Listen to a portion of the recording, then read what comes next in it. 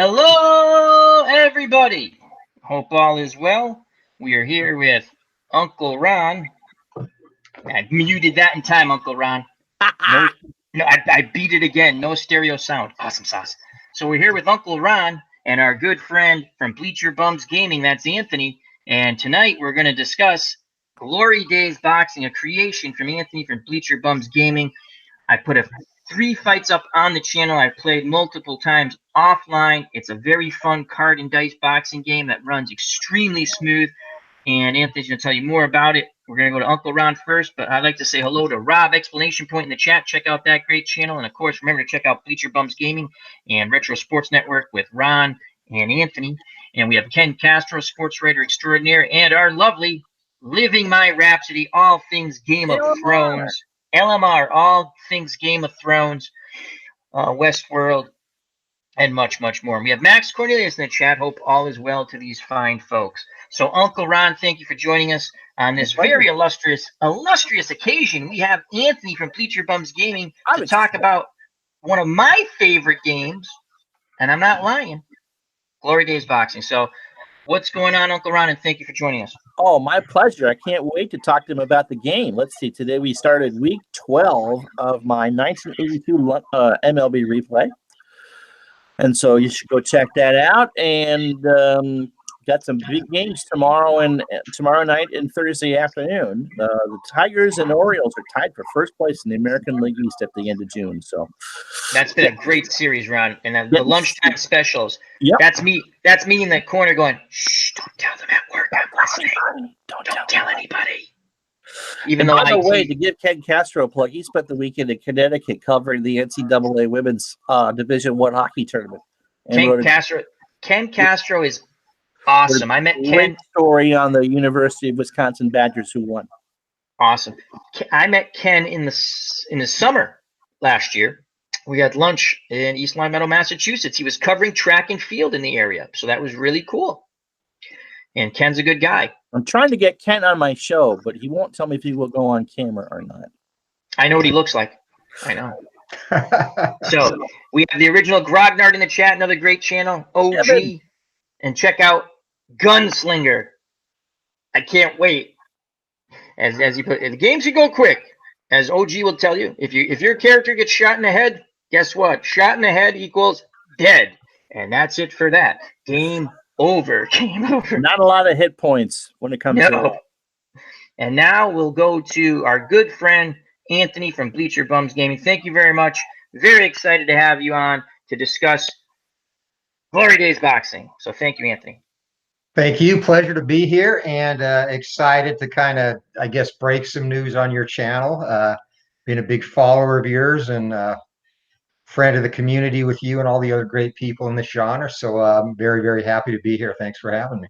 Oh, you're welcome. We're so excited about it. I put a game up last night because I knew we were doing this, and I was going to put one on last week, but you had revamped your cards, and we'll talk about that a little bit, when we go back to you in a second. But it was such a fun bout. My first bout last night was offline, was Corbett and Sam is it McVeigh or McVie? I always mess that up. McVeigh, okay. And it was a close fight, and Corbett won a decision because his stamina lasted longer, and he's such a good defensive fighter as he was in his day and age, and it really does reflect in the game.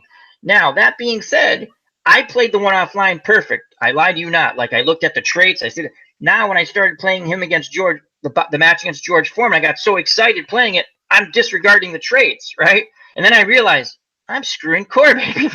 But it's so much fun, the game. And it played out. If anyone knows boxing, I'll just tell you right now, I do hypothetical matchups. That's what I like to do in almost all my sports sims.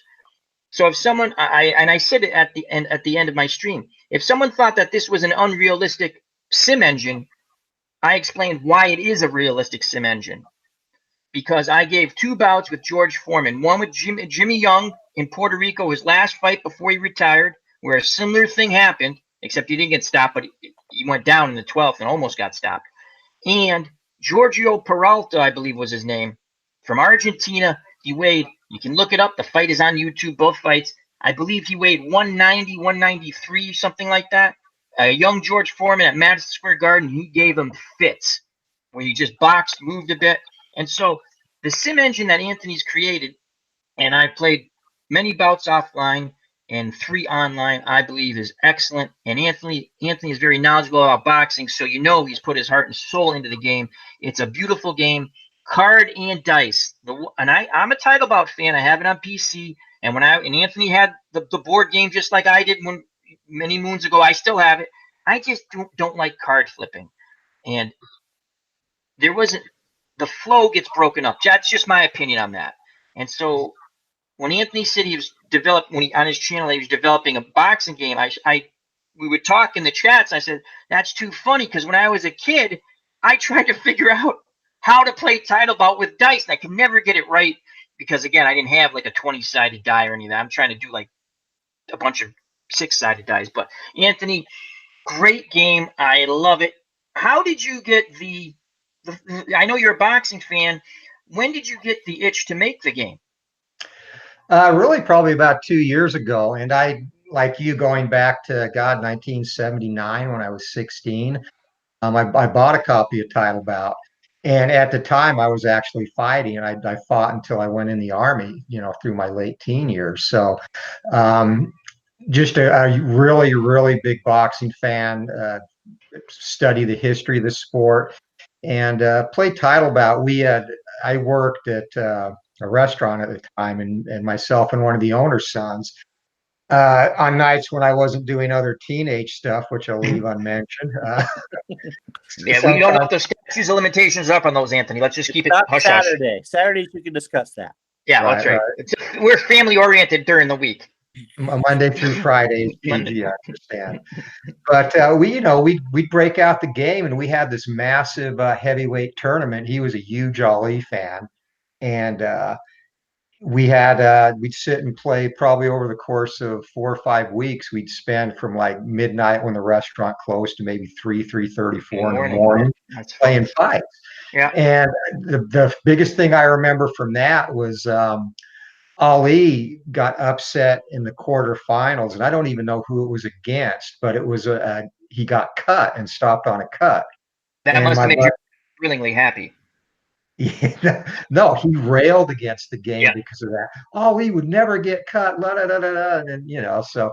But that was the beauty of the game. That's the beauty of boxing. Things like that happen, and totally unexpected. But to fast forward, when I started creating Glory Days Boxing, I really and I still am a big Title Bout fan, and much respect for Jim Trunzo. He to me is one of the premier board game designers ever, and his game at the time it came out was really ahead of its time, and a cutting edge game.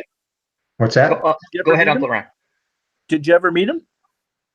We're friends on Facebook, and we've chatted back and forth, but I have never met him in person. No.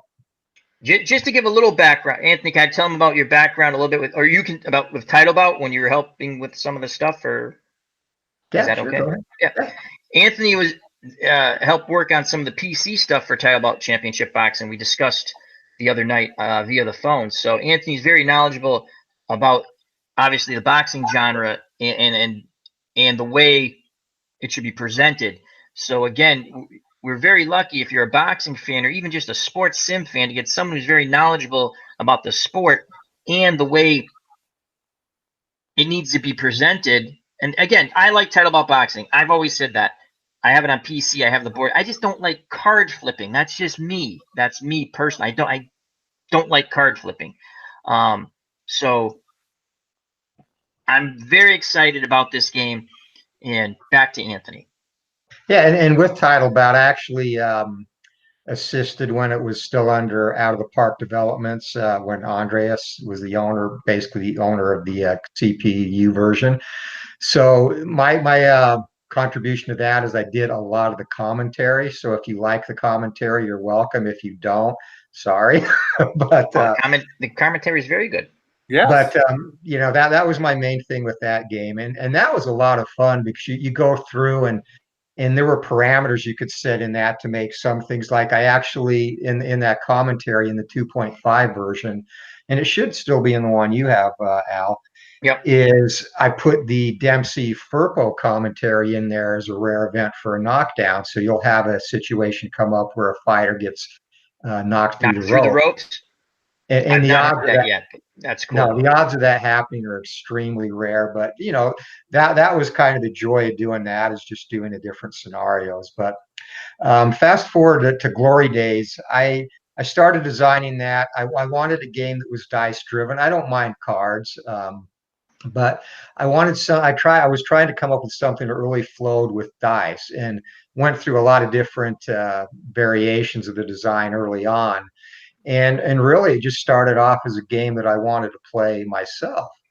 And it was about the time I was getting back into the board gaming genre after really not having touched them for probably, geez, 30, almost 30 years or so, 25, 30 years. And that's just kind of how it evolved. And the toughest part about the game is with baseball, and to an extent with football, I noticed basketball, you have a stats. metric to rate Yes. players. Yep.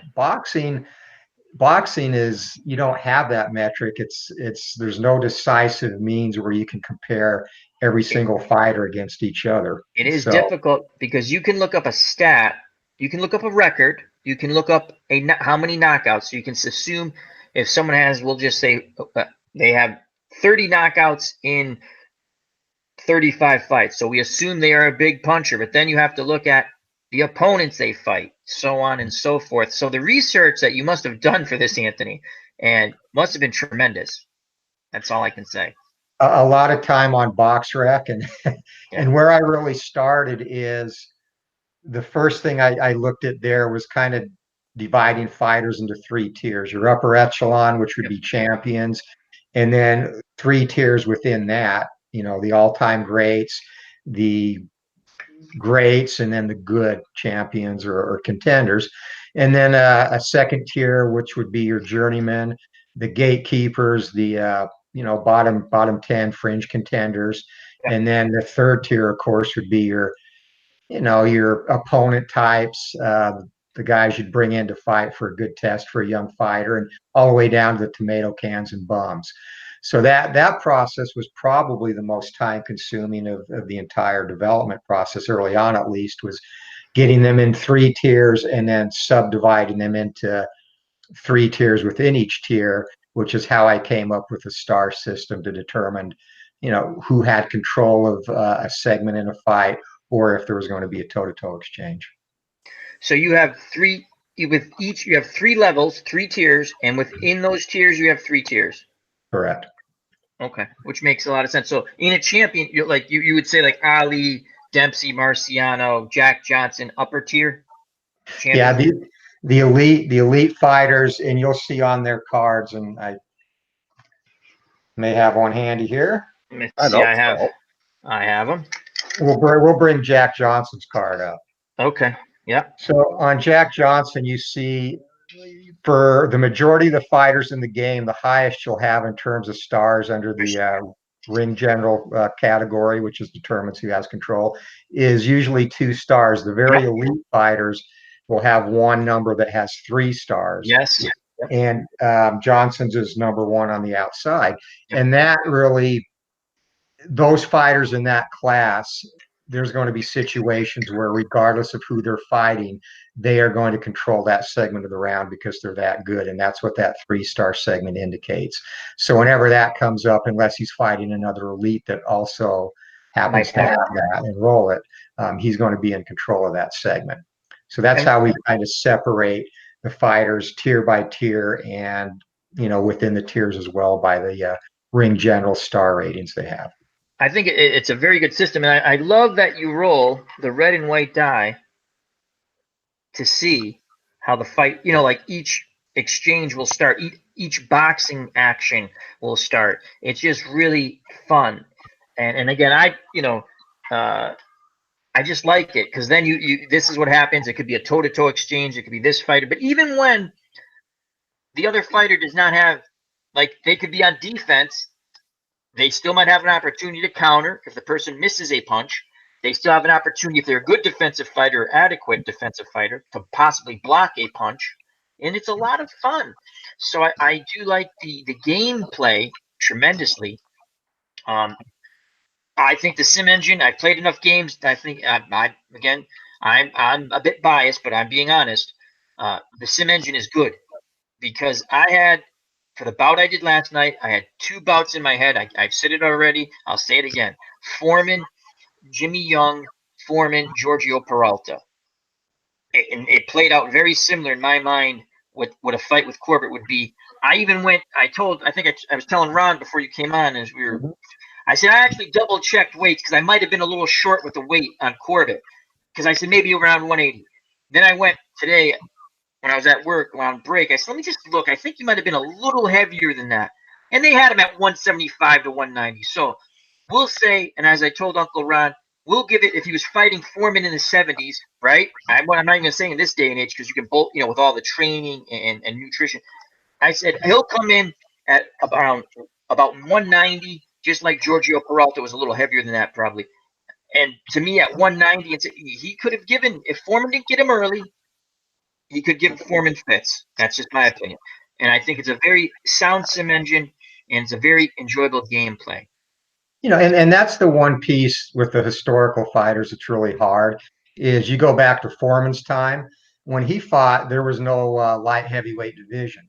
So middleweight limit was 160 pounds, and if you were above that, you fought as a I mean heavyweight. Corbett. Corbett, yeah, I'm sorry, Yeah, did I say I Foreman? know what you meant. Yeah, Sorry. Corbett. Yeah, so at that time, you had fighters that were fighting at 180, That's 190. right. They You're would be right. Holy considered cow. bigger That's right. heavyweight. That's right. That's why you did see those weird, or not like middleweights challenging once in a while, like Stanley Ketchel, because they wanted to make a bigger payday. You're right. There was no light heavyweight. That's right. That came about a little later because that was a jump. Light. In It was, 1903 was when the light heavyweight division yeah. was finally formed. So you look at some of those guys, Corbett fighting now, unless he went on, like you say, the big mass building routine, he would have fought either a light heavyweight or possibly a cruiserweight, Yeah. And even Jack Dempsey probably would have been a cruiserweight if he has been around today, just based on his size. You didn't have outside of oddities like Primo Carnera, you didn't have the 6'6" freaks like you have now with Deontay Wilder, Anthony Joshua, Yeah. those type of fighters, Klitschko. So different sport back then, but that was kind of a challenge. That was going to I be. didn't. Oh, sorry. Go ahead. No. That was my next. How did you? Because that's. I mean, boxing to me is the one sport you can say from this year to this year, except it becomes more difficulty with the heavyweights because the heavyweights, Uncle Ron and Anthony, got really big. Right. Yeah, we watched a fight together, and I was stunned how big those heavyweights were. It was nothing like the old days of Wide World of Sports. Yeah. So. And quick question in the chat from Ken. I just saw Ken Castro. Might be way ahead of you, but are there going to be female pugilists? And that could happen. Depends on the demand. If it does, it will be down the line a little bit, and I'll kind of get into the I guess first three releases in terms of what fighters will be coming up at least through the end of this year. So go ahead and share that. What's coming? What actually comes with the game? So the game, content wise, and again, I'm going to bring Title Bout 2 in it just as a kind of comparison. And again, with a full disclaimer, I love the game and I'm not meaning to compare the two or disparage them or anything like that. So it'll be similar to what his base game comes with, 100 heavyweights. And obviously some of the fighters will be the same, but I tried to go in and get a little bit more variety. I threw in some more obscure fighters like Joe Grimm, and you have that in your beta set, Yeah, Al, the human punching bag. And he's an interesting story. He probably the worst fighter or one of the worst to ever grace the ring, but he could take unbelievable amounts of punishment. And you'll see that on his card where he will get knocked down, but his will rating is extremely low. And his chin rating he's almost George Chuvalo-like in terms of getting knocked out. His chin rating is a 1, and his will, is that based on a 10 or what? Yeah, 1 through 20. Oh, okay. So really bad. he has a solid chin. He was what you like Anthony is saying, and he knows much more about Joe Grimm. And I believe you did share a story with that on your channel. I'm almost positive. I'm trying to remember now when you did. I think it was Joe Grimm. You're telling a story, or that could have been was it Pelkey? I actually the one blog I did was on Luther McCarthy and I'm sorry. Pelkey, Arthur Pelkey. I just thought. But I have mentioned Joe Grimm and his ability to take punishment. I think in some of the fights, and he it's kind of a sad story. I mean, he was it didn't exist back then in terms of a known thing, but he definitely, based on what happened to him in his later life, which didn't last very long, he had severe CTE because of all the punishment he took in the ring. And he died at a young age, committed to a sanitarium or asylum. Yeah. Boxing is a tough business. So. Anthony, was there one fighter that you researched that really surprised you? Great question. That is a good question. And as I was trying to find Joe Grimm's card, but I don't have it. Yeah, really, in terms of that, young Stribling is a fighter that's not very well known to a lot of people, but he won over 100 fights and challenged once for the heavyweight championship. Was it Max Schmeling? I believe it was Tunney. Tunney, and it was either that it might have been the light heavyweight championship, but he was a top contender and he fought like every week. It seemed like he had an unbelievable number outrageous record. But he died at the age of 28 in a motorcycle accident, actually. Wow. So, going back and researching him, he fought anyone and everyone. So that was kind of interesting. And as you dig into the records of some of these fighters too, and I'll use Tony Galento as an example. He was a dangerous fighter who could really drop anyone. Obviously, he dropped Joe Louis, but he was an extremely limited guy, and he would usually complete his training camp by downing several beers. Yeah. And so it's interesting as you research some of these fighters, getting to read about a little of how they were outside of the ring. John L. Sullivan was another one who was a notorious non-trainer. And for his fight with Jake Kilrain, I believe it was one of the famous wrestlers. I want to say William Muldoon, but he was a big catch wrestler at around that time that Sullivan fought. And for the Kilrain fight, he actually took him up into the country. In his routine, they go on like 25-mile hikes and spend X amount of time swimming. And Sullivan couldn't completely stay away from the liquor, so Muldoon rewarded him with just like a shot of whiskey. But even when you get into that fight with Kilrain, if you've ever read about it, and it's crazy to think one of them didn't die. 75 rounds, sweltering heat. Oh my God. Yeah. Now, because was one of those? I believe that was one of those you had to get knocked out fights.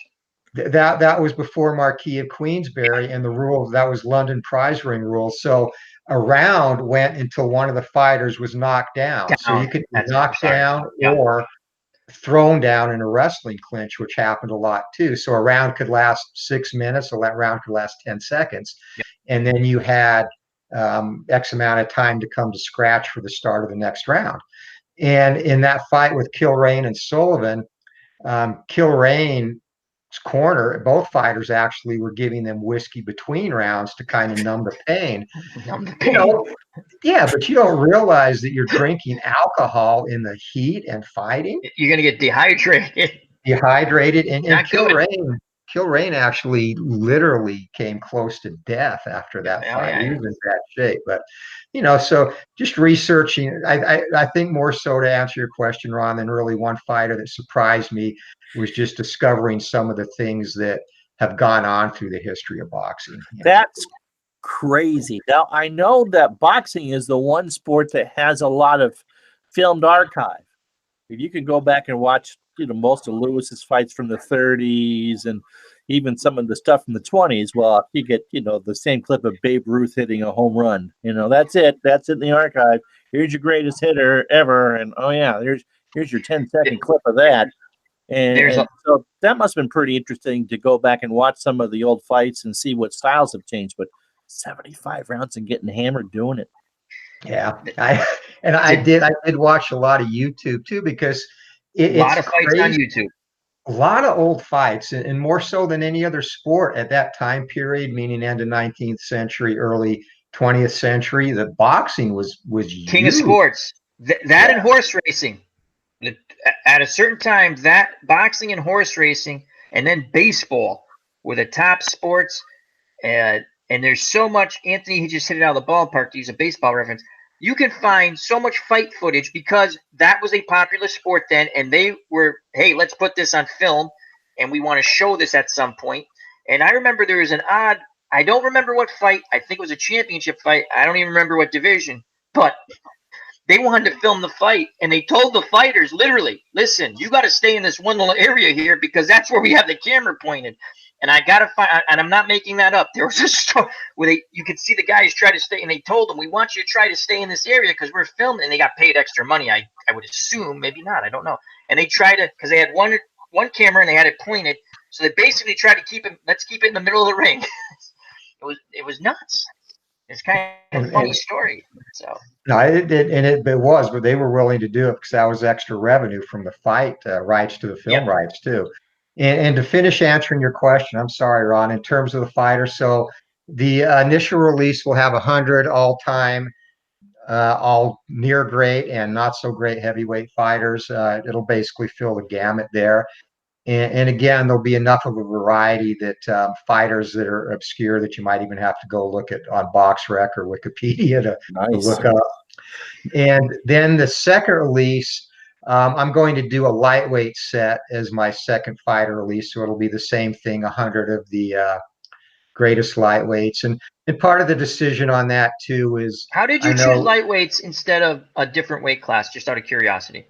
I think there's a lot of compelling fighters throughout the history of the lightweight division, and you can make the same argument for middleweights. But again, Jim, his first auxiliary set was middleweight, so I didn't really want to just follow his footsteps. Heavyweights is an obvious choice for the release because that's the the golden division, right? Yep.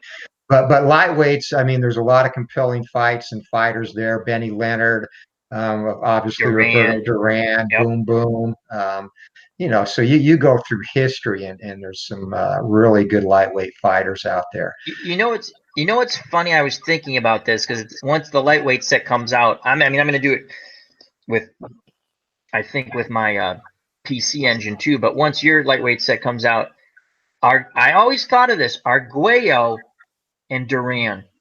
I think that would be so cool to do with your game.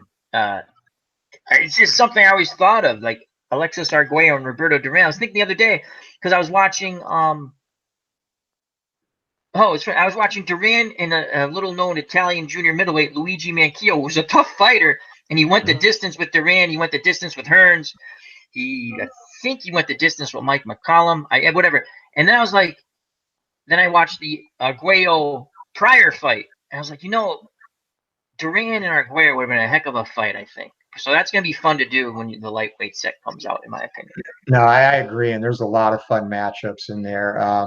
And even in the 80s, there were a lot of good lightweight fighters. Jimmy Paul out of Kronk. Sean O'Grady was a capable guy. Livingstone Bramble. Sean O'Grady.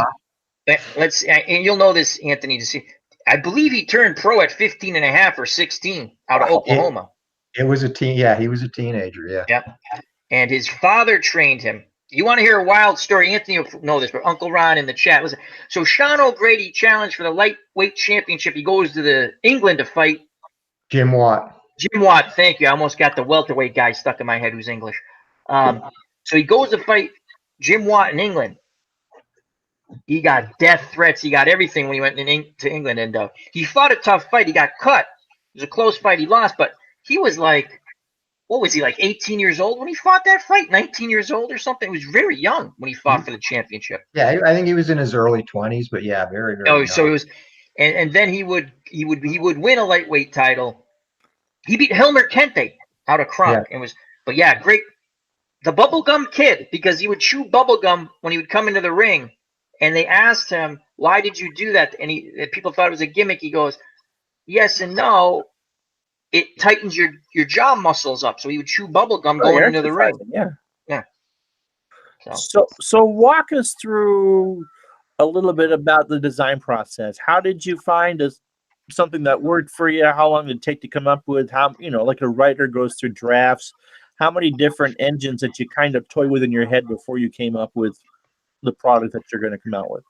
But believe it or not, when I first started, it was almost meant to be a light game where I actually, for one point or a period of time, the results were driven by playing cards.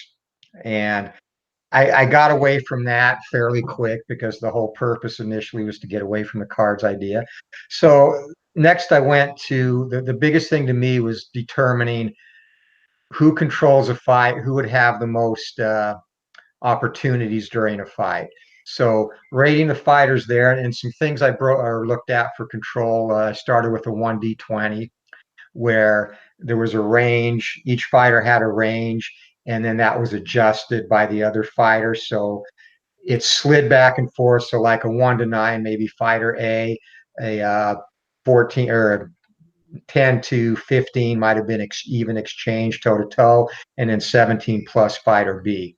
So I went back and forth with that and didn't really like that because it involved basically mathematics playing the game, remembering to adjust ranges and whatnot. So I got away from that idea.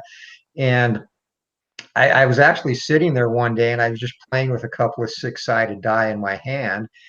And I'm like, I could take ring position and rate fighters on how well they do in certain positions because the game doesn't have any ring movement, in terms of fighters in corner, neutral Off the corner now ropes, or and ring center. that's left to the imagination. Yeah. So it's more about positioning as it relates to the opponent. So I started looking at that and I'm like, yeah, that's it. So some fighters will be more balanced and they might have 3 opportunities inside and outside. Other fighters will be inside more. So they might have 4 inside and 2 outside, and vice versa if you're a boxer like Ali. And once I started along that thought process, it made it real easy. By my going through my tiers, I determined a total number of stars to assign to each tier to be divvied up amongst the control ratings in the ring generalship section, and would weight it if a fighter was more, heavily based inside fighter like a Dempsey. He would have better opportunities to control the pace, control the action on the inside. So that's how the whole design process came. And then from there, initially the results came off of 1d22, and didn't like that because it didn't give to me a wide enough range of results within the ring. So moved on from there to the 2d10. And that's a real basic and easy system. It was easy to rate once I figured out a system to apply, punch ranges and whatnot. And it enabled us to pull in, because of the wide range of numbers, we could pull in foul checks and the rare event. I wanted the rare event to be rare and not happen all the time. And so that's kind of how that evolved, going from, like I said, the first type of flipping cards and then just using a couple of 1d20 to what it is now. Nice. And let me just say, sorry to interrupt, guy, Anthony and Uncle. The card there is, so like a James J. Corbett is a better outside fighter. Granted, he has 2 stars. He does not have, he's no 3 stars, but he'll score more heavily on the outside because he'll score from 0 through 59, and then on the inside he is 0 through 44. So you can see where he's a better outside fighter. That's another thing that's well done, in my opinion, on the sim engine, that it's not all the same, obviously, and it's not generic either. You can look, as I was lucky enough, Anthony sent me a beta to play, and it's really, again, a wonderful game. So it's well broken out with punches landed whether on the inside or outside. So a Rocky Marciano, you would say, or Jack Dempsey, as I pulled that one up before, Rocky Marciano, on the inside, Dempsey lands 0 through 62. On the outside, he's only 0 through 46. So again, showing his proficiency on the inside. So he's going to land, if he gets on the inside, if it's 0 through 99, 62% of the he's going to land 0 through 62 if he gets there. And again, there's defense checks off the other fighters, so it's not. But it's just a the engine works to me, and this is someone who's played a ton of Title Bout PC and in the day the board game. The engine is very comparable, and it works very well. It works very well, Anthony. So. And to finish on the design piece, once I got to that point, Ron, I wanted to put as much of the action on the cards as possible, because one thing, and not that it's bad or good, but I just prefer to see most of my action off of cards versus thumbing through charts. And it's probably why I won't ever buy or play APA. I know it's a well-respected game that a lot of people like, but it's a ton of charts too. So yeah, no, I understand. And the other thing with charts too is sometimes you get in a I guess restricted mode where you're applying multiple fighters to one range of results, i.e. like a cut chance, And so I wanted to individualize fouls and cuts and swelling by fighter and place that on their card. And you have fighters that have certain reputations, have been dirty. Galento is one, a welterweight that will be in a release sometime in the future, Fritzy Zivic. Oh, Fritzy Zivic was extremely a dirty fighter. Regarded as one of the filthiest in the game. The thumb. So, yeah. So that kind of lets you, in addition to the foul rating, but it also lets you personalize the foul type. Like, a shorter, stockier fighter or a shorter inside fighter like Dempsey is going to deliver more headbutts than he will rabbit punches or whatnot. And Ali might have more warnings for excessive holding because he's going to be defensive. So it's kind of the direction I took there. And even with cuts like Henry Cooper, his card not only has a higher propensity to cut, but when you do have a cut result come up, it's going to be more likely that it will be a gash or a cut over the eye versus just swelling around the eye. He was a bleeder. He was a bleeder. I've got his card here, and you can kind of see that. Oh yeah, yep. Where his covering his cut results, where you can see that there's a bigger range for cuts and gashes versus swelling and whatnot on his card. So my friend Dave Gardner and I talk about gaming in general, and one of the things he talks about is flow, and it sounds like that's something that you've recognized as well, Anthony, is that these games need a good flow to be playable.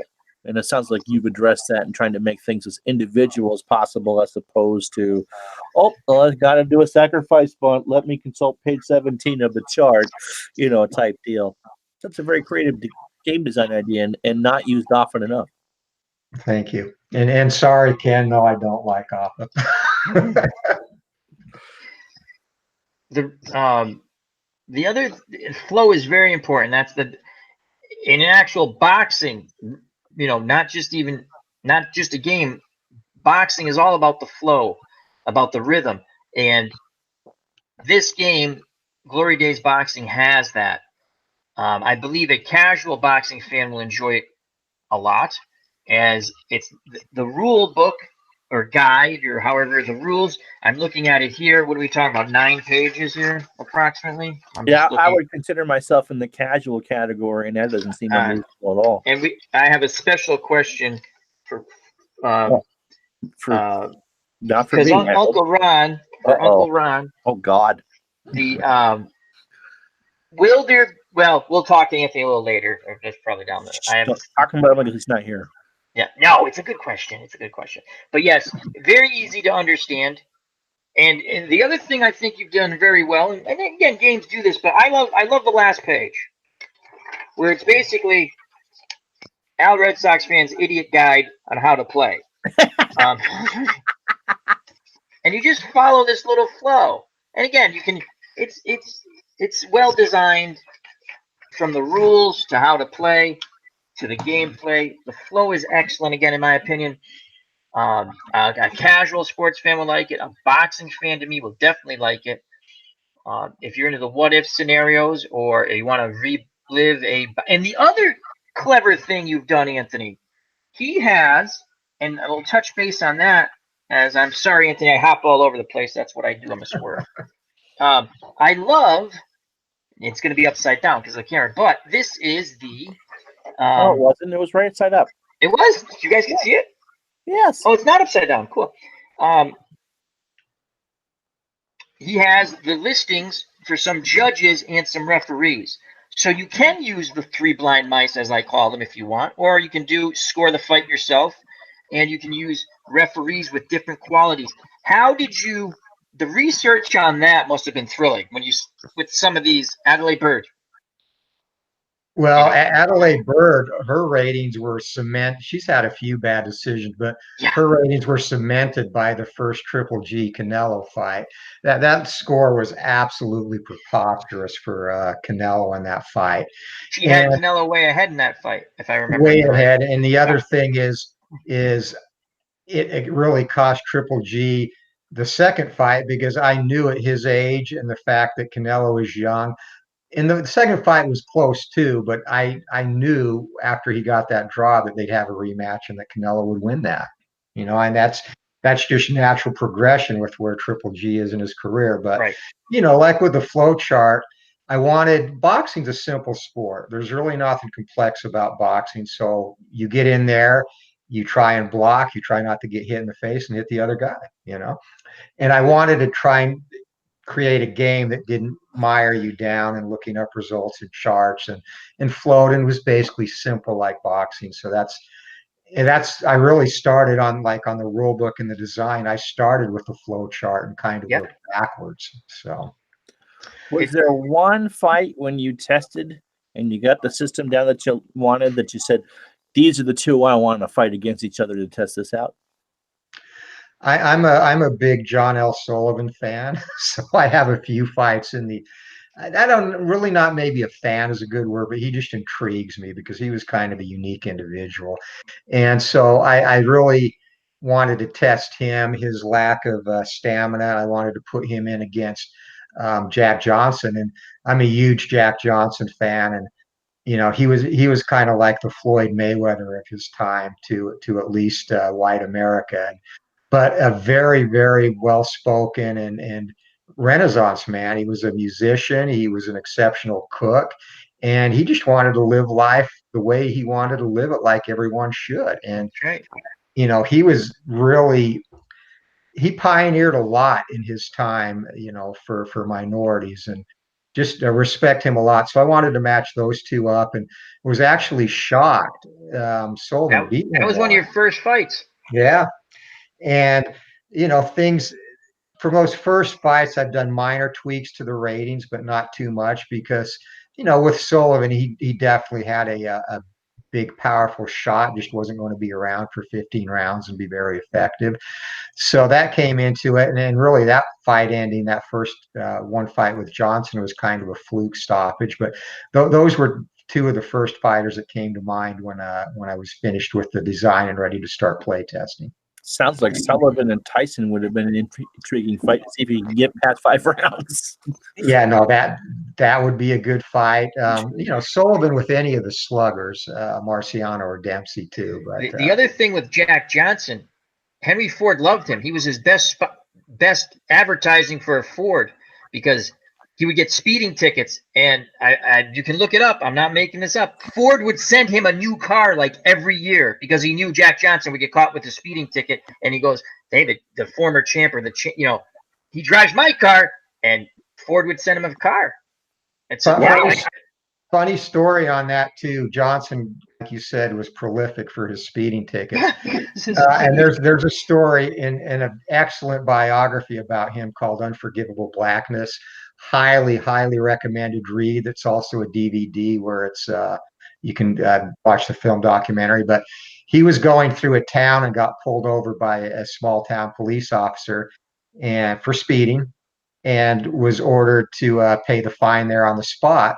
And he handed the officer, I forget the amount, but it basically paid him double, like $100 instead of 50. And the officer told him that's not the fine. And Johnson said, "Don't worry, I'm coming back this way." He basically paid one ticket in advance. Yep, that's Jack Johnson. With and a couple more things with the last release too, I'm going to make a fictional universe.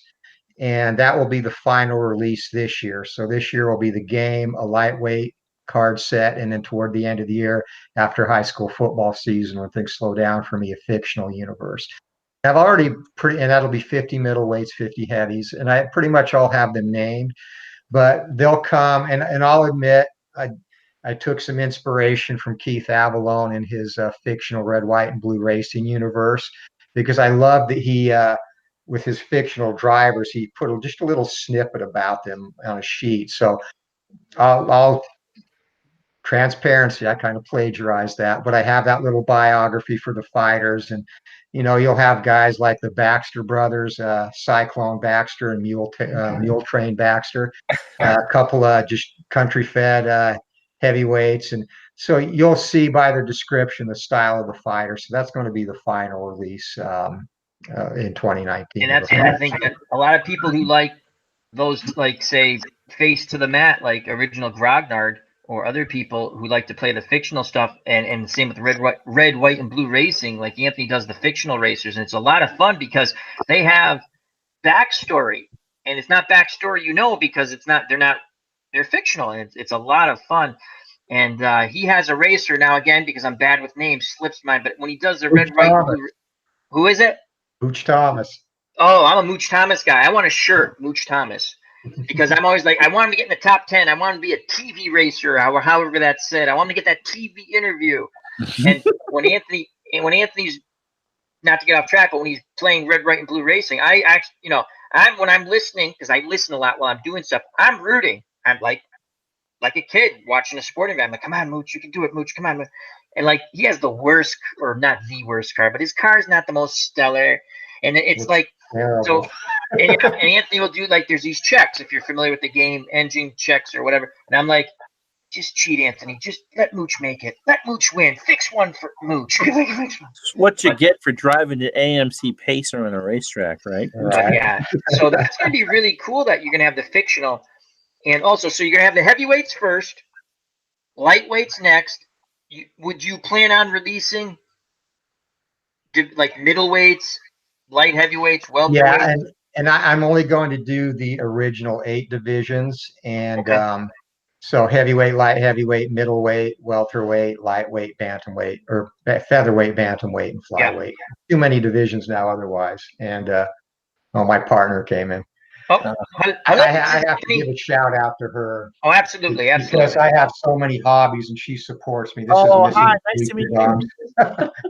That's Mrs. Bleacher. Yeah, I have too many hobbies. She'll tell you. Yeah, too many. I can't keep up with them. But yeah, she's very supportive in coaching and game design and everything there. So awesome. Shout out to her for sure. But actually, in terms of release of the game, I realize we're like 50 minutes into this and I haven't even told anyone how it's going to be released yet. Yes, how is it going to be released? How, Anthony?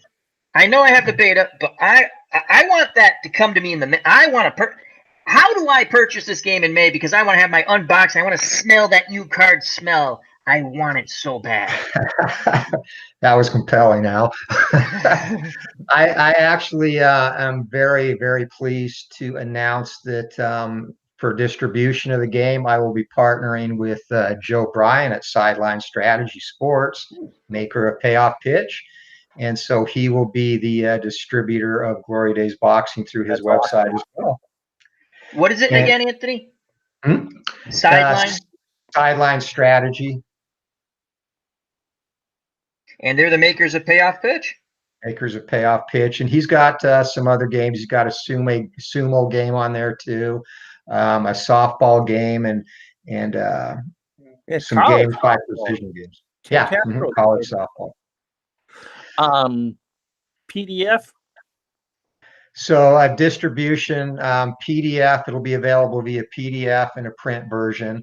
And release date will be in May. And again, I'm not going to say May 1st because I'd rather under promise over deliver. Not 1 second sooner. It will be released in May. So and that's going to be contingent. I've got a couple of busy things the first week of May with my job, but it'll come out that month. And what we're looking at, what you'll get with the printed game And again, I'm going to bring gyms back in because you look at gyms and say, well, you both give me 100 fighters, and the price point I'm looking at tentatively for the printed version is $20 plus shipping. And Jim Trunzo's is, I think, 45.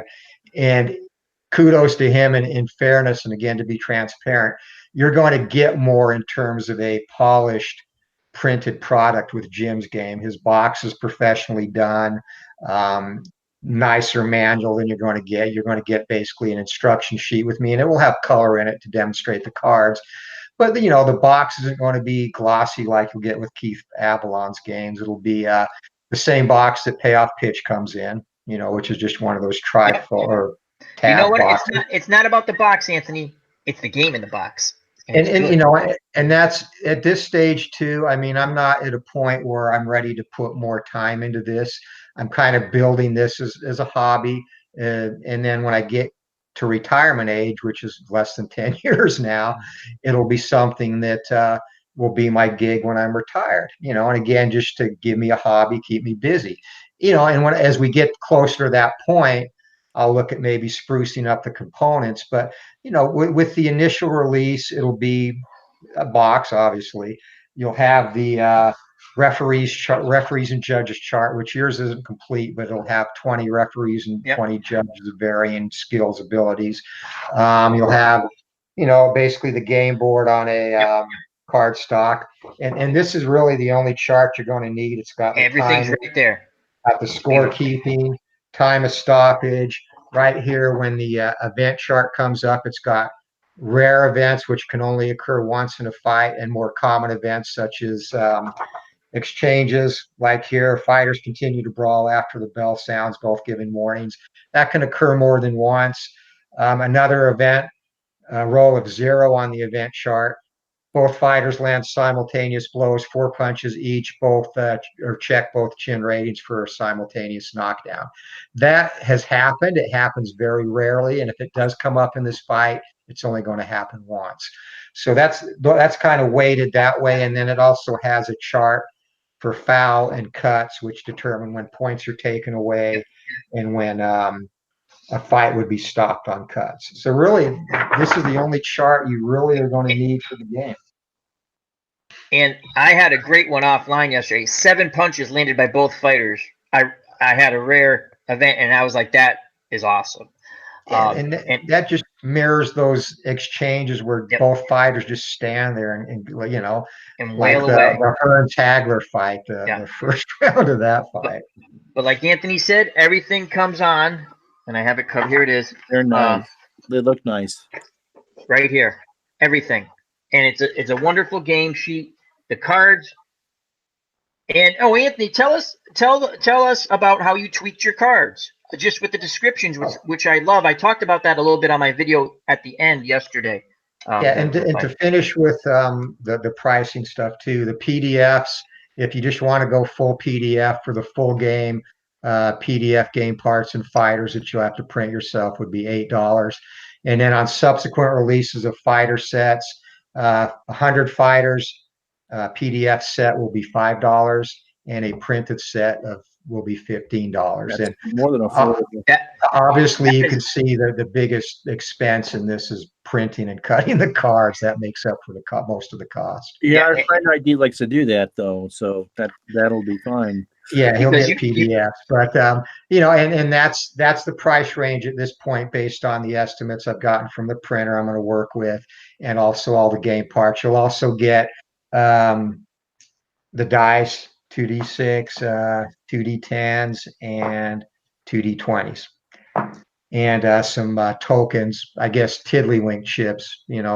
I guess like the chips that Keith has in his games to do the scorekeeping as well. Anthony, that's so for the box, $20 to be mailed plus shipping. So it's again extremely reasonable price, as people have been saying that in the chat. Wonderful price. And PDF, $8, and then after, if you're getting lightweights, middleweights, so on and so forth, $5. And and again, I just and that price based on final results, it may fluctuate a couple dollars Yes, up, but it's because not. things might change with the. Right. I'm telling you, it won't go. The highest it would be is 25 for the box. I absolutely still, know. Even with that, you're getting You're getting the game, the initial game. So you're getting the pieces, the board, the chart, the referee's chart and the judge's chart, the 100 fighters, the dice, and most of all, you're going to get hours of entertainment with an incredibly fun game. It's just a fun game. I look forward to it. Now, my next question, Ron, if you have other questions and if other things, I Anthony, you was want to going talk. to ask you. You're going to admit that you got to tell me. So, is Al Curveball Massachusetts a heavyweight or a lightweight in the fictional set? I actually, he'll be a middleweight. I've got my heavyweights filled out already. Let me tell you something. I boxed when I was younger. I bet I you had did. really good defense. I blocked a lot of punches with my face, and I could hit a bit. Not the most prolifically defensive fighter. In fact, very poor. But I did quite a bit of sparring when I was younger. It was fun. You have to have the appetite for it, and I liked it when I was younger. So I enjoyed it too, which is kind of weird. And then I just got to the point where it wasn't so fun to get hit in yeah, the face it's funny. You anymore. get to a point we're getting hit in the schnoz and getting the bloody, like the your eyes start. Like when you start to get used to getting hit in the nose a bit, your eyes don't water up as much. And then when you don't do it for a little bit and you go back and you do it and you're like, this isn't as fun as I remembered it. I seem to be getting hit a lot more. And that guy is really a little younger and a little quicker than me. And I can't hit that son of a bitch as hard as I want. So, Well, I have a heavy bag I still work out on in the backyard once in you a know what? while. It doesn't hit back. It The does other, not hit back. it's awesome, but the other day I wrap my hands too. Yep. And wear gloves, obviously. Yep. But the other day I was really had a bad day at work, and I like scraped skin off my knuckles too, and I'm like, what the hell? This shit getting hurt hitting the bag.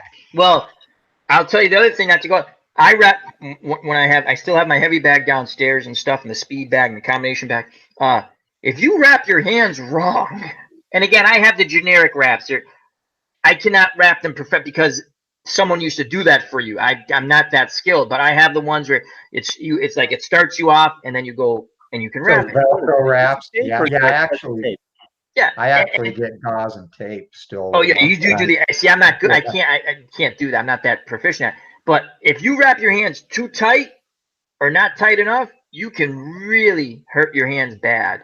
I tell you what, it's great. It's great exercise. I'm going to be getting back into it once things settle down with my dad and stuff. So, because it's loud. It's loud when you hit a heavy bag and a speed bag, and it just makes a lot of noise in the cellar. So, but it's fun stuff. So.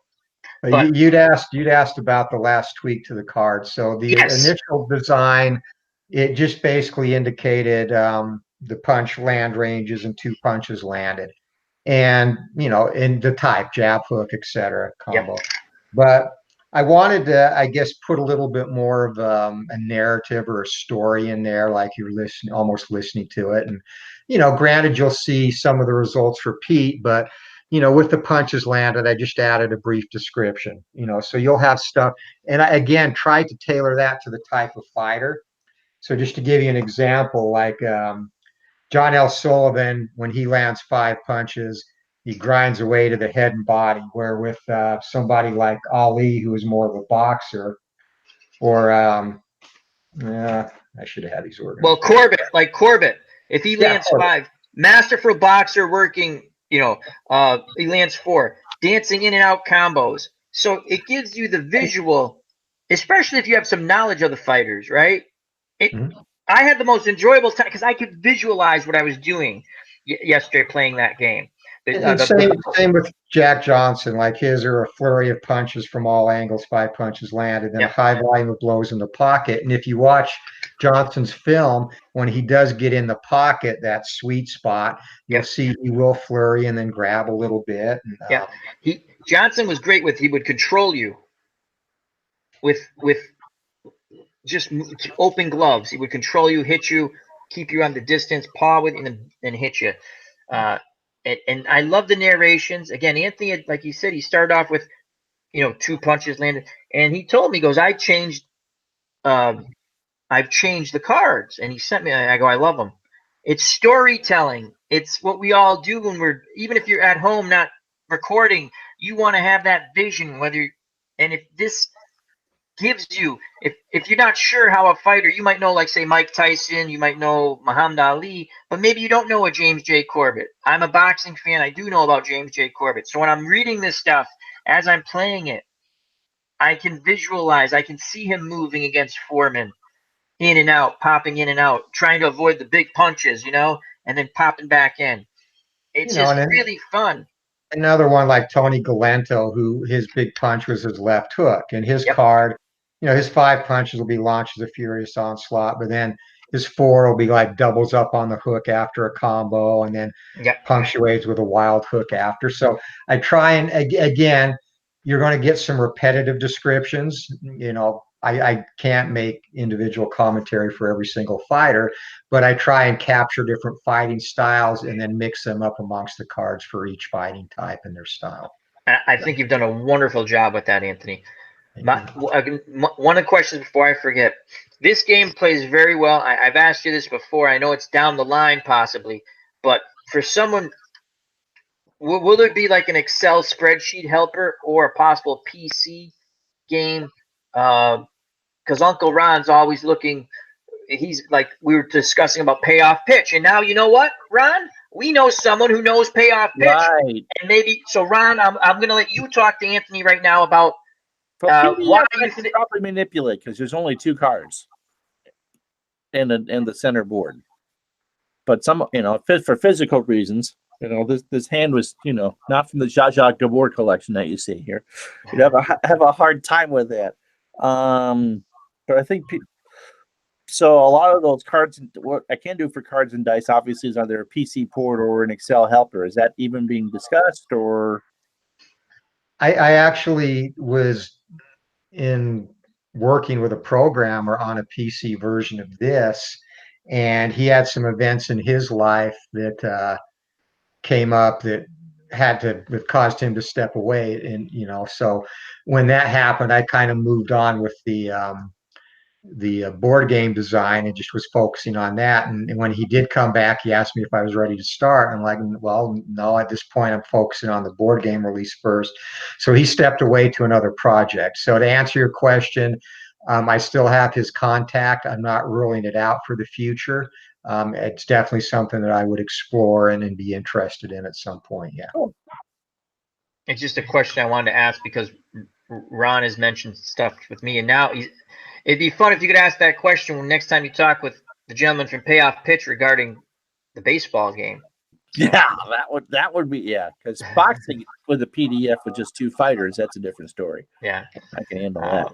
But you're also working on other games too, right? You've talked about a wrestling game and a baseball game, and I've got actually the baseball game. The mechanics are completely done, and I'm happy with that.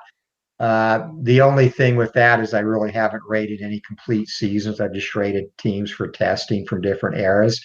So that game is developed, and now it's just a matter of rating teams, and that's a time-consuming process. So that's definitely going to be in the future. Probably the second game I'll do will be a wrestling game, and it will be based on the same format where wrestlers, depending on their type, establish control or they'll exchange moves, which would be the equivalent of toe-to-toe in boxing. And then they'll each have their own personalized moves on the card, as well as a rating for ropes similar to the wrestling game I know you play, a finisher table, and then a table for illegal moves too. So that will be the second. And really will be very, very similar to the boxing game in terms of the mechanic. Those are all things to look forward from Glory Days Sports, as we'll say. And if you've not, again, we were here to talk about the boxing game, but Anthony has videos of Glory Days baseball up between the Dodgers and the Yankees in the 1978 World Series. Fabulous game. Check it out. And that's down the road, but I look forward to that one too. And the boxing game, I'm very excited. So it's going to be out some point in May. We don't have an exact date, but it will be May of this year. And the price value right now, $20 if you're ordering it, and with shipping and handling. And the PDF, $8 again. Yeah. $8 again. Right. I'm sorry. And so the price point is excellent, and you're getting a marvelous game, in my opinion. Am I a bit biased? Yeah, because I love the game.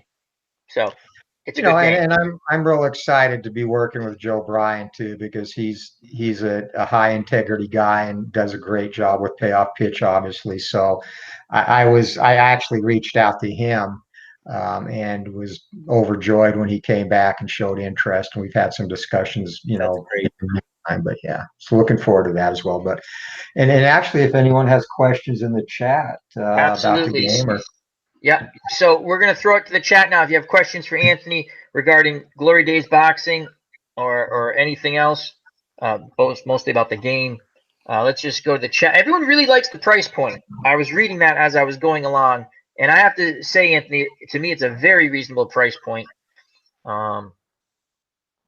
And if you have any questions, please feel free to throw them out to Anthony. We have him here now. You could ask him. Advanced orders. Rob, exclamation point, says, are there advanced orders?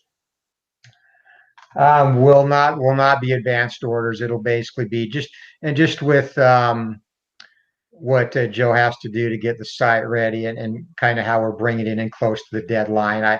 I would rather have a completed finished product in my hand that I'm happy with Yep. before we say, okay, now it's ready to go. And that's just me. I'm actually a little bit cautious in terms of that. I just don't that's want to. understandable. I don't want to run into trouble having things come back like crappy printing, a crappy job from the printer, and then have all these orders to fill with a substandard product. So, Very reasonable. The as GM Michael says the same thing. When will you be accepting orders?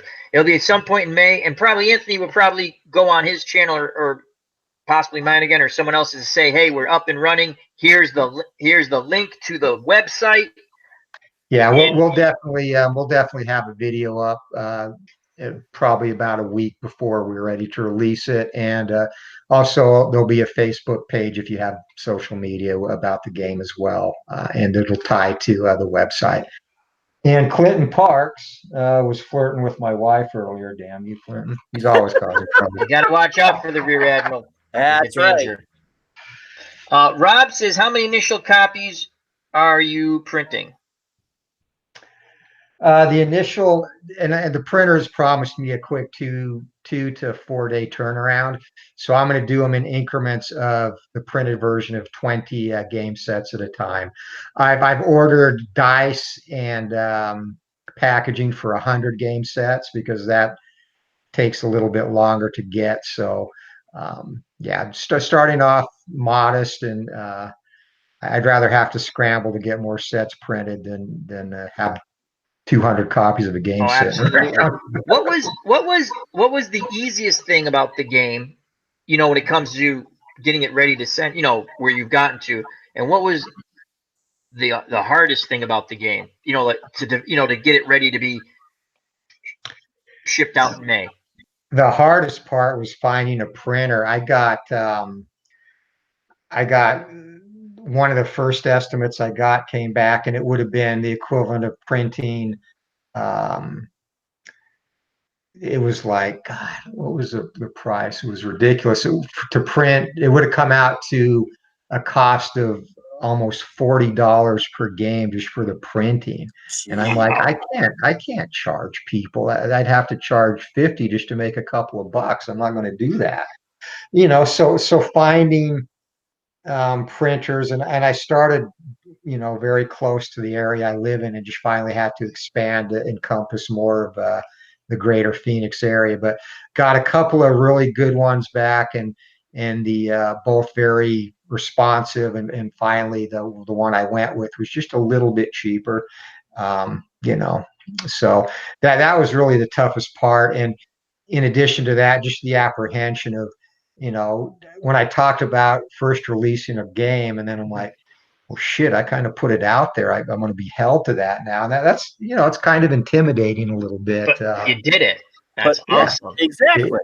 It really is. But, that the printing part was the hardest. The easiest part, and obviously to me, well, maybe not obviously, but to me, it was the design by far. Just discovering new things or coming up with a new idea and testing it and go, wow, that works, So yeah, that has been the best part of it, the business part. And even Joe said in the conversation we had, the worst part of this hobby is the shipping, so. Yes.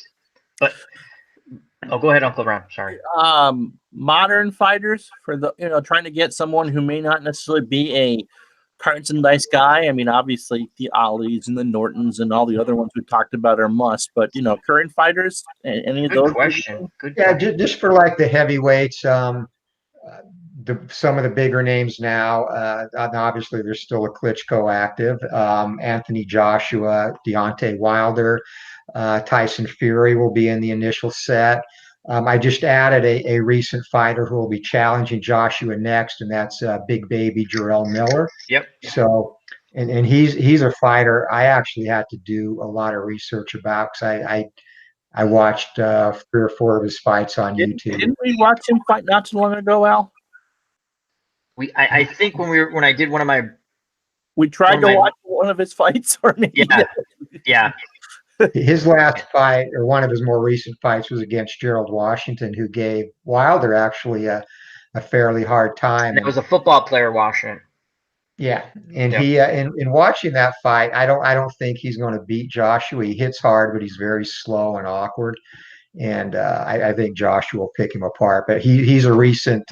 He's ranked in the top 5 in I think 3 of the 70,000 organizations out there now. So he's was worthy of inclusion.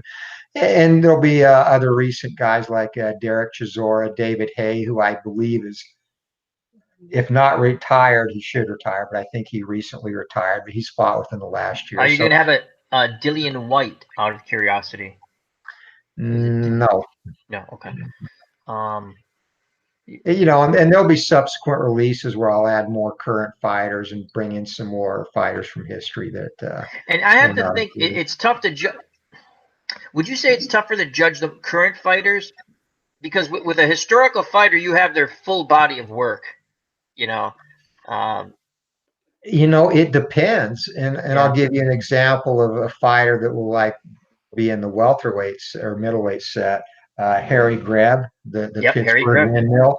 Yeah, he had over 200 victories, but the only film you can find of him, and he fought in the 20s and 30s, so there was plenty of filming going on at that time. But you could find more film of Jack Johnson than Harry Greb, and especially for the number of fighters. But the one film that's out there, he's like doing shadow boxing, and he looks extremely awkward. Like this guy can't be that good. So all I had to go by, or all I have to go by with him, are who he fought, the description of those fights, and his style. Because if I looked at that video, I'd rate him in the lower tier because he looks ridiculous. But obviously his record speaks for itself. So I'd say the harder fighters, where I'm having to go by internet stories, by Boxing Rec, are much harder to rate than current fighters, because even if there's not a big body of work or a lot of you can see it. I can go and watch a fight, and I know boxing well enough to kind of compare and match people up based on what excellent point. So again, if you have any more questions for Anthony, we're going to be taking some questions. I don't know how long Anthony wants to stay. I'll stay or talk boxing till doomsday. Anthony, what was, when you started to watch boxing, what was the fight that hooked you? Oh, geez. And I'd watched it before, but when I really got into boxing, when I started fighting, I was 15, and it was actually, he's from Utah, where I grew up. Danny Little Red Lopez, the featherweight. Excellent fighter. And he, exciting fighter. He would continuously go in and either get dropped or dominated early in a fight, and invariably come back and end up winning by TKO or knockout. Just you never know what to expect with him. He was very explosive, a straight up and down fighter. Kind of fought similar to Arguello, but not as twitchy, not a little bit more rigid. And he was my favorite fighter early on, and he finally met his match in Salvador Sanchez, who again, another fighter who was taken far too young in an accident. But Salvador Sanchez, if he had finished his career in the ring, That's a name I haven't heard easily in a 5 years. top. Yeah, he's a top 5 all-time fighter. People don't remember Salvador Sanchez because I did a little mock where I didn't even do commentary. I wasn't doing commentary then, but I just did a title bout sim with Salvador Sanchez and Julio Cesar Chavez, and people don't realize how good Salvador Sanchez was. It's just like, Julio, and he died in a car accident in Mexico. He put his sports car under a truck, unfortunately, and he fought a lot on the networks because I remember watching him. I mean, I remember just watching Sal. I mean, that's someone as a kid. If you said Salvador Sanchez in my neighborhood, because we were a lot of sports fans, a lot of boxing fans, you knew exactly who Salvador Sanchez was. He fought on TV. You saw him, and he just, it looked like he was effortless at times, and then all of a sudden, bing, bing, bing, he'd hit the guy. And not that he knocked everyone out, but he always looked like he put a licking on people. If you can see one of the best fights, in my opinion, on YouTube, Salvador Sanchez, Wilfred Gomez, both undefeated. Gomez was stepping up in a weight class and just went, I want to say 6 rounds. Just watch that fight, and you'll understand Salvador Sanchez, what a good fighter he was. And the other thing that hooked me in, and Rob wants to see a past video of one of my fights. So I'll film myself hitting a heavy bag. That's the only fight I'm into now. But the 76 Olympics, too. What an exciting time for boxing, and just especially USA boxing. What's that? Did you card Stevenson from Cuba? Teofilo? Yeah. He will be in the set. He's not in the beta set Al has, but he will be carded in the release set. That is excellent because and you're right, the 76 Olympics, to me, the most successful boxing team. I know the 84, but the Russians and the Cubans weren't there in 84. The 76, you had the Spinks brothers. You had Howard Davis. Randolph was a lower weight. 70, yeah. Leo Randolph. Leo Sugar Randolph. Ray, of course. Sugar Ray Leonard. John Tate got blitzed by Teofilo Stevenson. There's one more. I think I'm forgetting one fighter though. Maybe I'm not. There was another one of the other ones that didn't win a medal. I think was a middleweight. Chuck. God, what was his name? Redheaded guy. He wasn't a bad fighter. No, but he didn't medal. But it was great. Clint Jackson. Yes, and it was a great time, and that's a great thing because you could have Teofilo Stevenson, the great Cuban heavyweight, won the gold medal 72, 76, and 80. 80, yeah. When we boycotted the Olympics. And, again, because even at a young age, I'm talking I understood boxing because that was a sport my dad followed, my uncles followed, my brother followed. I'll bring up a name from the past, and people kind of giggle when you say it, but they don't realize he was a pretty good amateur, and he just didn't pan out as a heavyweight, as a pro. Dwayne Bobbitt beat Teofilo Stevenson at the Pan Am Games, and I'm like 3-4. I'm not lying. I remember the names and everything. I remember as I got older, I would ask so many questions because I remembered the name. That was a huge deal when he beat Teofilo Stevenson at the Pan Am Games. And he had beaten Larry Holmes to get to the Olympic, in one of the Olympic trials. And then Stevenson got his revenge big time in the Olympics in 72 when he stopped him. But really, back then, for amateurs, the Pan Am Games was probably second only to the Olympics, and in prestige. That was a big thing. Yeah, that was, and again, boxing's changed because I used to look forward to the Pan Am Games when they had it because that was like I get to see all these amateur boxers who were going to be pros at one point. And that is awesome that you're going to have Stevenson carded because that's going to be so much fun. The what if factor. That's probably the biggest what if of the era. I mean, you can kind of relate to what the other ones would do against each other, but Stevenson was always the great unknown. And you have to look at for an amateur, and again, the way the Cubans fought, he hit really hard as an amateur. And again, boxing then with the amateur sport and the way it is now is completely two different animals. It's just two different animals. Well, you try to make the the sport safe, which is kind of silly since the whole point is to keep the boxing. And they've sort of gone back to like boxing again, as opposed to I'm sitting there watching Olympic boxing, the last prior Olympics. I'm sitting going, what is this crap? This is not boxing. This is horrible. But yeah, that's awesome because I have a vision like in my head how he should be. I'm going to be interested to see. It's going to be fun. I'm going to because it's just that is a great one, Ron, to bring up. I mean, that's the one because if you followed boxing from a certain age, like from the 70s, you know who Stevenson was, and you always thought, what if he fought Norton? What if he fought Frazier? What if he fought Ali? I mean, there was the talk he was going to fight Ali. Well, and you look at the heavyweights in that era too. That the heavyweight division in the 70s and 80s, it's a little bit stronger now than it has been in recent years. But there was just a drought in the heavyweight division for a time, especially of good American fighters that would garner the ratings here. There's been plenty of good foreign fighters, but back in the late 70s and 80s, you had Holmes, Norton.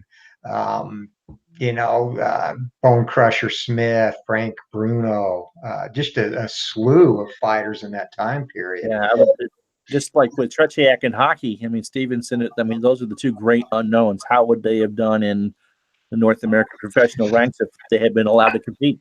I have to be honest with you. I think Stevenson would have done all right. I think he would have done. He has as most Cubans. I'm pretty sure. I'm trying. They all fought all that southpaw stance. I'm trying to remember. I have to go watch a fight now. I'm pretty sure he was a southpaw. They pretty much all fought off a southpaw stance, but he could hit. And in the amateur, and again, they weren't wearing the big balloon gloves either, but he could hit. And again, he hit from distance, and he was a very good fighter. I think he would have held his own with certain heavyweights. And I think he would have had a. Anthony, would you, again, just opinion, how would you think his stamina would have been in a 10-round fight? Do you think he would have been able after a few, like Lomachenko, right? Great amateur. He quickly, what was his second, third fight? He went 12 rounds. Do you think, and it's the only thing I can think of an example right now, do you think that Stevenson would have been similar to that as a heavyweight, that he could quickly adapt to, say, 10-round fights, 12-round, 15-round fights? Yeah, based on the shape he was in, I don't think that would have been an issue because he was always very lean, through most of his career. And that was a profession for him, really. Obviously, he was an amateur, but the Cuban government was taking care of him. Yeah. And if you watch his amateur fights, he just didn't come out. You'll see some amateurs where it's nonstop action. He was very methodical as an amateur, so he would know how to pace himself. And he had a really high boxing IQ, so I don't think stamina would have been an issue for him at all. Because I agree with you there. Because I've had discussions, and and I said, yeah, but I mean, it wouldn't take long for him to train to be prepared to fight 8-rounders, 10-rounders. And again, if you had someone, the talk was when he was going to fight Ali. Now Ali would have been again past his prime, not done, but past his prime. His prime Ali's in the 60s. They were talking a heavyweight championship fight, not a 10-round fight, not an 8-round fight, 15-round fight. And that would have been interesting. I think Ali would have. If they had pulled that off and put him straight from amateurs into a 15-round fight, I think he would have given Ali some trouble early. But, and again, looking at the career stage of Ali, I think eventually Ali would have just outboxed him and kind of had a comfortable unanimous decision. But I think if he been put on a career trajectory where turns pro, fights 2 or 3 6-rounders, an 8-rounder, maybe 2, from that point on, because of his amateur rounds, you put him in 10-rounders, and I could see him getting to the point where he could challenge effectively for a title after 12 or 15 fights. Anthony, are your fighters? You talked about how you rated the cards, but opened up the box. I see the list of fighters. Are they rated in any way there? So for a casual fan who might, and obviously they're going to know some of the bigger names in the sport, but some of the lesser, how is that done so that when someone who might get the game as a president, it's easier to know? That's actually a great point, and I've taken things from comments and put them in this game, and that's going to be another one, Ron, because right now I haven't finalized the way the list will be printed of the real life fighters. It's just a list, I mean, I can but call Al and say, "Well, who should I match here?" And Al's going to tell me the life history and what yeah, they had for training foods. But not everyone has cousin Al in their lives. but what I'll have in there is I'll have and the record is on the cards, but in Yep. the list I'll have and on the print cards, Al. The like on these, it's got their career span. These are PDF. The print cards I had to whittle down to a smaller format, so that didn't make the cut. But That's all right. on the list, I'll put their name, their career span. Record will be on the cards, and then maybe just a blurb or come up with a rating system that kind of I think another thing for someone who's a casual fan, again, it's a star rated system to see who controls the action. If you're looking at a card and you see a fighter with, I'll just give you Corbett, outside 1, 2 stars, outside 3, 2 stars, outside 4, 2 stars, that's a pretty good fighter. If you see any pugilist with 3 stars, as Anthony explained earlier, very, very good fighter. So that's another thing, the star system. You see at least 2 stars on 3 separate dice rolls, to me, is a solid good. Now I know the history of the fighter too, so that's how I equate it. I go, well, and then you can look at Jack Johnson, like Anthony brought up Jack Johnson, and I don't know if I can. I'm horrible at trying to get things in focus. I apologize. I see the 3-star there in the top, because the reason why I asked was even in the title about computer game, you could look at the list and say who's a numerical rating, 13, who's a tomato, who's a 4. Yep. So when we try to match up for just something kind of an eyeball test real quick to say.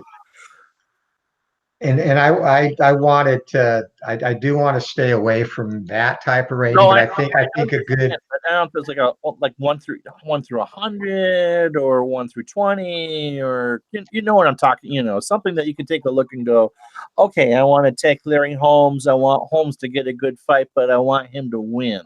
Right. Type deal. Well, let me ask you this then, Ron, because this is something that pops into my mind first is classifying them by kind of skill level, like with the word. Even that, tomato can, as long as it's made clear that, like I said, we're all going to know who the Joe Louises and Muhammad Ali's and the Kenny Nortons are. So, Ron, are you saying, like, say if it was like something that said like elite? Yes, absolutely. Just something there that when contender, like elite, contender. Yes. And so on and so forth. Anthony talked about earlier having him basically, in 3 tiers and then 3 tiers inside the 3 tiers. So even if it was a listing of the tiers of fighter, like, oh, okay, because you don't want to. Some people are just going to take the top 8 or whatever, or 9 or however many you have in that top tier and go with it. But if someone wanted to actually turn it into, a little more of a challenge, or like what Al's doing with the tournament, from some other game, you want to make sure that you're not that sort of thing. Now, Al obviously would know, but I might not necessarily would know who be the question for that. Yeah, and that is a very good point too, because one thing by including the range of fighters I wanted to, if you wanted to do a mythical career simulation, you can pick fighters that way. And another thing that'll come out down the road with the fictional set will be some outer ring advance, which will be like a free PDF chart, and also some options for doing a career simulation with a fighter. Because the fictional fighters, they'll be released over a period of years to where fighters will retire, new ones will pop into the fictional universe. So I'm going to add something you can use with real life fighters too, where you adjust their card by this amount to simulate the beginning of their career and into prime, etc. Oh, that's awesome. Read the boards over at Title Bout for years too. Computer game, because that was always the one that, okay, we can fight him, but what about a career? It's coming. It's not coming. That would be good. Yeah. So if however you describe those 9 individual tiers of fighters, I think that would be something if you took a look at the list, because especially for younger people. They're not necessarily gonna know the names Jack Johnson or Jim Corbett or Tunney or anything like that. That's going to be too far removed from their what they know. No, and I think just coming up with maybe a nine different naming conventions that start with bomb and go up to all time great, and Right. in between. I think that's a good idea. you know what, Ron? That's a great point because I totally didn't even because I'm like I know this guy, I know that guy, and I'm excited. But for more of a casual fan, that's a good question. And again, the records are on here. There's a star system, so that's the way you can judge it too. But that maybe a description as you were just telling Anthony would be helpful. That's a good. And Anthony's very open to ideas, so always share them. So. All right, Anthony. Thank you. I'm looking. My God, we've stayed on for a long time, and this is just so much fun. I'll keep talking, but I'm going to throw it again out to the chat one more time. If you have questions for Anthony, if not, we're going to start wrapping it up because Uncle Ron was very kind to join me. I'm looking over at the time like, holy cow, we're having a great time. Next thing I know, it's a chat with Alan. It's 4 a.m, and they're like, oh, bleary-eyed. So. And any last call at 2, you're through. Here we go. D. Scott Howard says, do you remember Pete Rademacher? He fought for the heavyweight title. Yep, Floyd Patterson first pro fight. I believe he dropped Patterson too, but then Patterson knocked him out. So yes, I do remember Pete. I mean, I wasn't old enough to see the fight, but I read about it, and you can, I think, find that fight on YouTube. I saw because on a TV board I'm on. A clip of the United States boxing tournament from 1977, a Don King and ABC production. And one of the fights goes badly because Don King probably had it fixed. And you see Howard Cosell's bald head because someone ripped off his toupee. Do you remember this? Anthony, do you remember this? Do you remember this? That Joe Frazier and Muhammad Ali sponsored amateur teams, and they actually fought on TV. Do you remember that? I don't. Wow. I remember now that you said that, it just popped in my head. And then the other thing I remember about the amateurs, the U.S. had a really good team, and there was a plane accident, and Joe Frazier actually didn't let his son Marvis go. He had a bad feeling. 77. It would have been the guys that would have gone to Moscow. Yeah, and the boxing team basically of our best amateurs died in a plane crash. In Poland. Yeah, I believe yes, Ron. Yep. And Marvis was supposed to go, and his father Joe just had a bad feeling. He had a bad feeling. Anthony, with the Olympics coming up next year, any thought about rating some of those or doing anything with that? In terms of amateur fighters, or probably not, because that's a little bit more of a, I guess, challenge. Yeah. It's tough to realize, especially when you're rating amateurs from other countries. It's hard to really put in perspective when they have such a limited fight sample. Like, I'll use myself as an example, fighting for Police Athletic League and then going up to the state tournament, which I entered once and lost. And then the guy that always won in my weight class, his name was Kevin Andresen. He was like a 3 or 4 time state champion.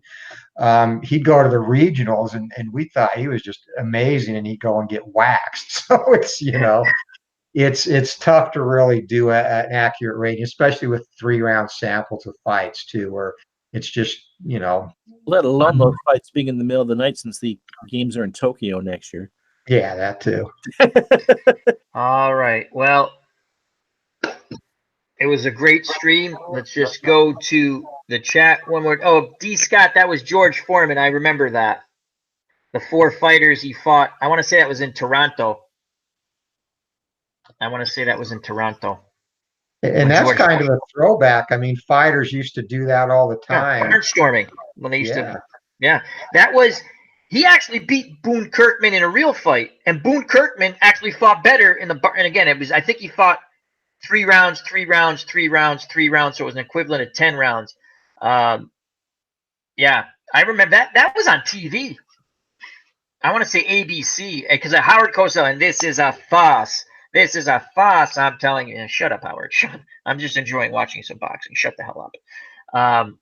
Um, Well, my happiest moment with Howard was when he called the Tex Cobb beat down, and it disgusted him so much he walked away from broadcasting you boxing. know, I rewatched that fight last year, and it's not as horrible as he makes it sound. Because I remember watching that with him. I mean, yeah, Cobb got hit a lot, but that's Tex Cobb, you know. Yeah, so you know, I'm Well, looking. Oh, go ahead. Sorry. and I know I kind of have a Kevin Bacon seven angles relation to Tex Cobb. Oh, tell us before we go. It was there was a fighter in Utah, and you can look him up. He was real big in the 70s, Jeff Shellberg. And actually they had measured the impact of his punch, and it was, as a heavyweight, he hit as hard as anybody active that had been measured. And we're talking guys like Ernie Shavers and, guys that had some power in Yeah. their hands. So he had one of the hardest measured punches, and made quite a name for himself locally. Just as he got up to the elite level, I think his biggest win. Jeff Oh God, Shellborn, Anthony Shellberg.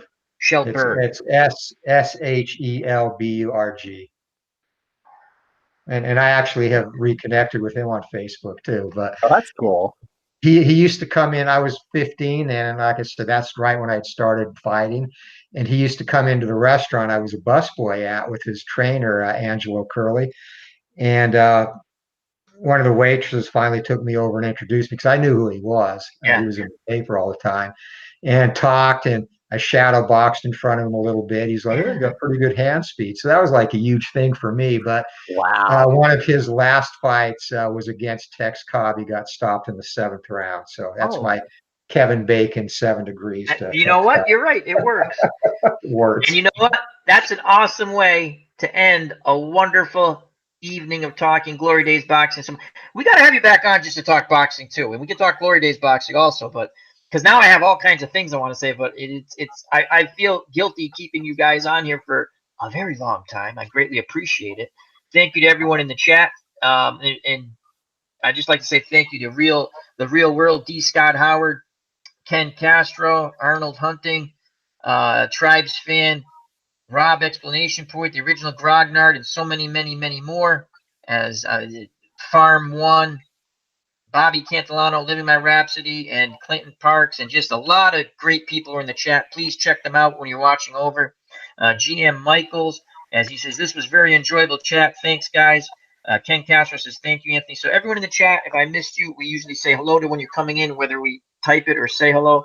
This was a little different because I really wanted to concentrate on Anthony. And thank you, Uncle Ron. Max Cornelius, thank you that you joined us here. And Uncle Ron comes up with good questions as opposed to me just saying, you remember this fight? You remember that fight?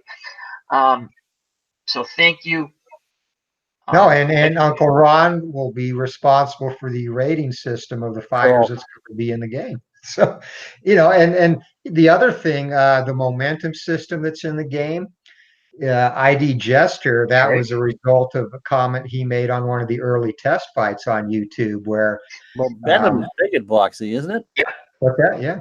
And it was basically toe-to-toe changes. The initial design had fighters, the highest rating fighter in a toe-to-toe exchange would resolve first.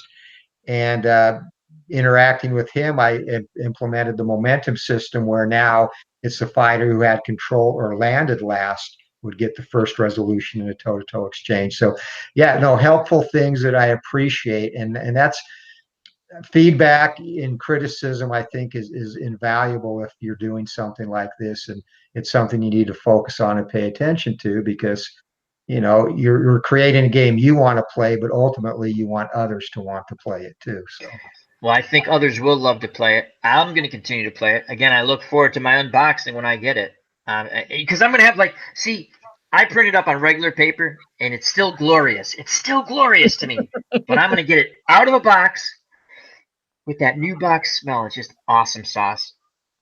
And the game comes out in May. And look at that. That's always fun. And let's just take care of. Oh, good. You remember one of those, huh? Yeah, one of those. Anyway, the game comes out in May. It's going to be an absolutely fabulous game, and it is going to be on the again. It's going to be with the makers of Payoff Pitch. So Anthony, please again, because I'm going to mess that up. Sideline strategy, is that it? Sideline strategy, yes. Okay, so that's how you can get the game, and it'll be out sometime in May. And Anthony will have an announcement a week before it's ready.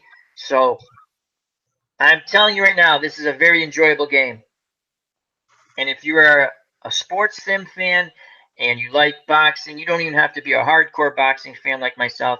You will enjoy this game. It's very easy to understand. It's a quick gameplay. Please don't go off my vid. I talk a lot and I talk to the chat, and it is a And fun game. I will say this: you owe George Foreman a rematch No. because your TKO check. Yeah. You shouldn't have done the TKO check after the knockdown. It should But it have was been the so next much segment. fun. So there's You know, controversy there, Al. So see, I almost did it right then, but I kept thinking because I play with my home. See, I have a bad. I like to have home brew, whatever. For a My game own. that's not even released yet. I know, but so I kept and I said it. I go, I might be getting things mixed up in my head because I play offline. I say, I'm gonna tweak this a bit just for me, right? And I said, I go, I wonder if I'm supposed to. I don't think I'm supposed to. Now I'm going to do it anyway. So, anyhow, it's a great game. I love it, and I look forward to it. And George Foreman will not get a rematch because Corbett is moving on to bigger and better things. No, we'll give him a rematch. Lots of fun. So, thank you to Uncle Ron. Thank you to the great folks in the chat. And we're going to have one more word with Uncle Ron, one last word with Anthony, and then I'll say bye-bye. So, Uncle Ron, thank you. Oh, my pleasure. Thanks for having me on. This was fun. Good luck, Anthony. I know this is going to be a big one for you. Thank you very much. And you, Anthony. No, just thanks for giving me the platform, Al, and appreciate the the kind words. It hasn't cost me anything to get you to say those yet either, so that's a bigger bonus. You know what? My payment is that you've made a wonderful game, and here come my final words. I don't. It's gonna. I can't wait to buy it, and I will buy it because it's gonna be a lot of fun. It's a lot of fun now. I look forward to the following sets coming out when they do come out, but I'm just excited to get it because in the beta we only have so many fighters, and I can't wait to get like Joe Louis and the other fight. It's just gonna be fun. It's a fun game. It plays well. I highly recommend it. Again, thank you, Anthony, for letting me beta test it. Thank Who's you for Joe coming on. Lewis? Who's Joe Louis? Okay, Yeah. we're gonna end now. Joe Louis, one of my all-time favorite fighters. The kickboxer? Yeah, the kickboxer. I saw him on an MMA fight the other night. Isn't Yeah. he next UFC or something like that? Oh, boy. You guys. Anyway, thank you very much. Thank you to everyone in the chat. Watch out for those big left hooks. Glory Days Boxing coming to you in May. Sideline strategy. The makers of Payoff Pitch, Joe Bryant and Anthony, will be bringing you a fabulous, fabulous boxing game, and there's more to come, so make sure you pick it up. Thank you to Uncle Ron. Thank you to Anthony. Thank you to all the lovely folks in the chat. Watch out for the big left hook. Health and happiness. God bless. You know what's coming, folks. You know what's coming. Peace!